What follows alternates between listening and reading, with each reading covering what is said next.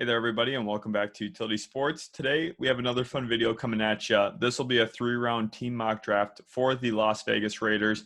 Obviously, a very solid team, a lot to build off of this past year, in which they didn't quite get where they wanted, but they showed some real promises, especially on that offense.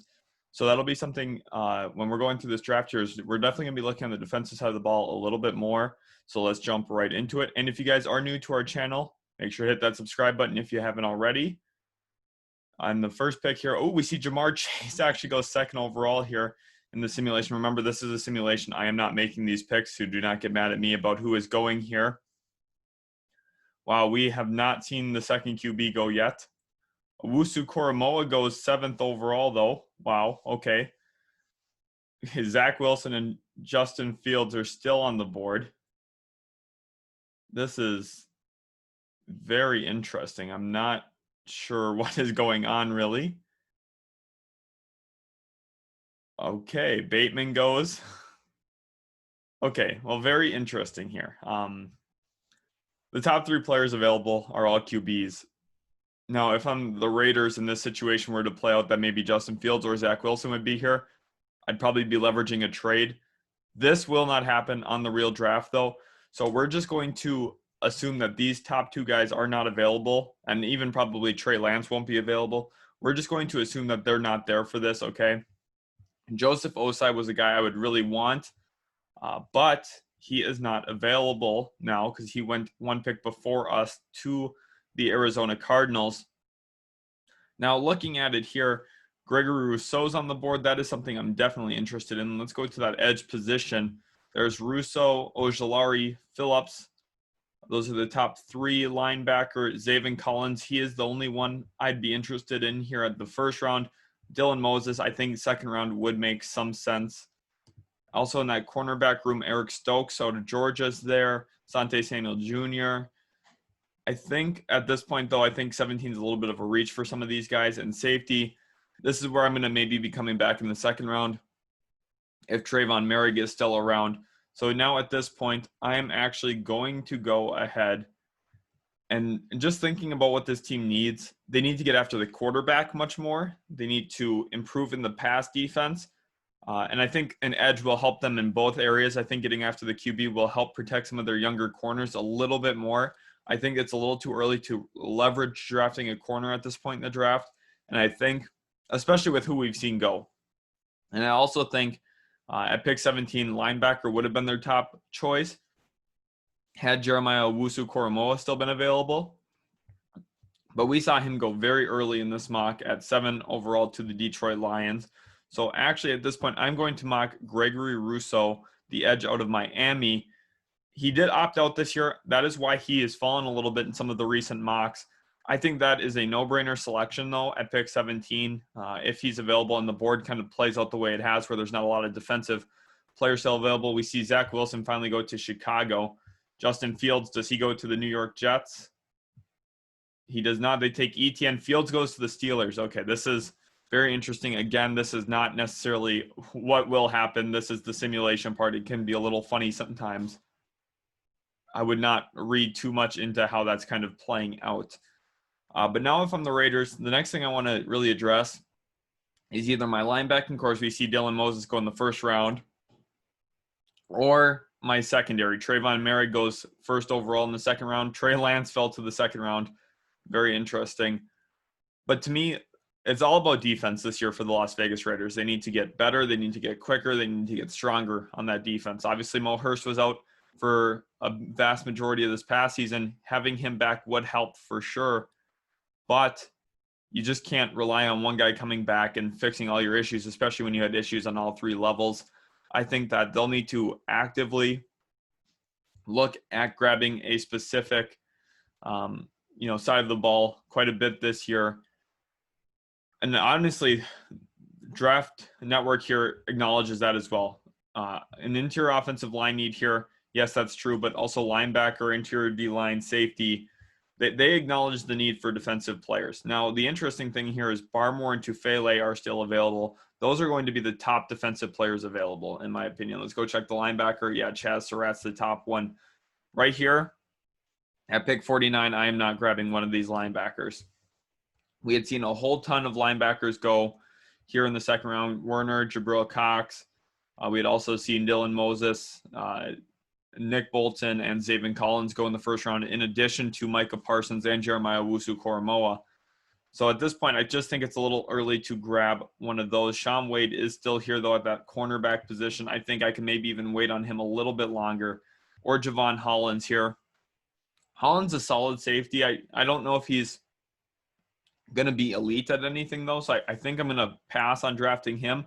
And I think my focus is going to be that front four. For those of you who don't know, I have a real preference for building up a secondary. I think that the secondary is one of the most important parts of a football team. However, with the way the board's fallen, I think the better players have been available on that D line. And I'm actually going to go with J2 Fele out of USC. Give you an athlete on that defensive line, someone who's going to be really dominant. We see Christian Barmore actually go one pick after us as well.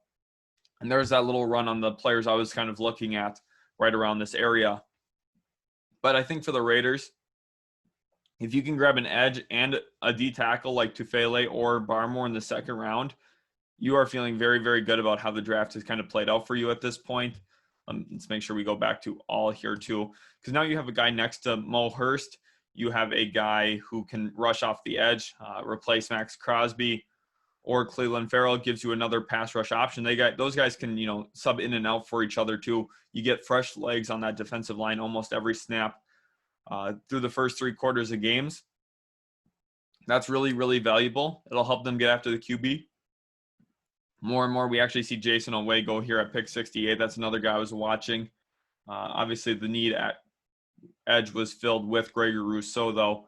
Now, one thing I want to say about the Raiders, too, they really like to draft from winning programs. Alabama, Clemson, Ohio State, obviously Notre Dame. Had Jeremiah Owusu-Koramoah been available at the first selection, he would have been the no-doubt pick for me.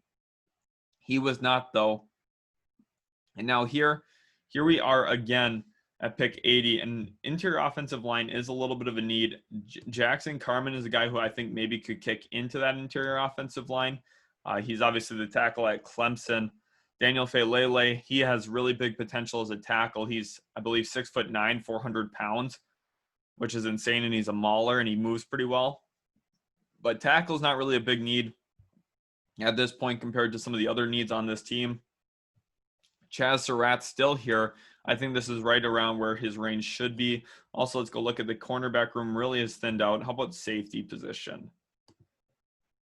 Richard LeCount III is here. That's something very interesting to me. Man, I like LeCount III a lot. I think that is a real possibility. Kyle Trask is still here as well. That's interesting. Michael Carter, Kenneth Gainwell. Now, obviously, running back's not a need here. I'm just kind of looking around the board.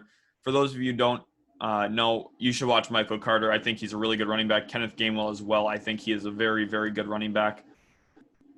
Looking at this team, too, tight end is not too big of a need. They could use a number 2 tight end behind Waller, but I think that would be more of a 4th-round selection instead of a 3rd-round pick. So to me now, it's between Surratt out of UNC and LeCount III, because I still want to continue building up this defense. That's the one thing to me. Also, our Darius Washington's here. He's actually kind of an interesting prospect to me. But wide receiver, there's also Sage Surratt, but I think this is a little bit too early for that. They'll get Tyrell Williams back, hopefully healthy and everything like that. So they shouldn't have to worry too much about that wide receiver position. I think I'm going to mock the safety. They had been playing some corners at safety this year. They've just had a lot of issues. I'm going to go with Richard LeCount III. I think he is the best fit with how the board's kind of played out there. Obviously, I had looked at Jackson Carman maybe kicking into guard as a long-term option. He could have been maybe that tackle opposite Trent Brown as well. But I feel really good about grabbing Richard LeCount III. Looking at some of my selections here, I grabbed Gregory Rousseau in the 1st round, J2 Fele in the 2nd round, and in the 3rd round, I came back, grabbed Richard LeCount III. This is a much improved defense already if they make these selections. I believe they have some money to spend in free agency as well. So if they really went out, maybe addressed a linebacker in free agency, although I'm not quite sure what is exactly going to be available. It depends on who gets franchise tagged, who gets re-signed, and so on. but there could be some linebacking options to maybe improve there for Las Vegas. And maybe they should look at filling in some of their offensive holes, maybe a guard, maybe a backup tight end through free agency as well to preserve those draft picks for the actual defense that they need to build yet. That is their downfall over the past few years. This was a crazy draft again, by the way. I just want to point that out, that this did not go necessarily the way it should have. But Gregory Rousseau comes to us at pick 17. I passed on the QBs because I was acting like they weren't there, because they will not be there. I hope you guys understand that. Jay Tufele at pick 49. I think that's an absolute steal. This guy could be a first-round selection. If he's there at 49, that's a no-brainer pick for the Las Vegas Raiders. And here at pick 80, they grab Richard LeCounte III. You see them grab from a winning program, Georgia. Georgia's usually very solid as a program. USC, pretty strong program as well. Miami is really growing as a program. I think this still fits what the Raiders do, drafting from winning programs, although these teams are not, necessarily college football playoff teams that we've seen the Raiders drafting from before, especially under Mike Mayock and Jon Gruden.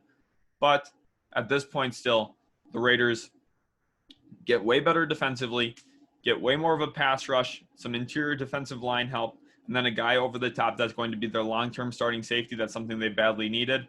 LeCounte III comes in at pick 80. I really like that for them as well. If you guys did enjoy this mock draft, hit that like button, please. Don't forget to subscribe if you are new. We're just about at 1,700 subscribers. That would be so awesome if you guys could get us there, and we'll catch you in the next video.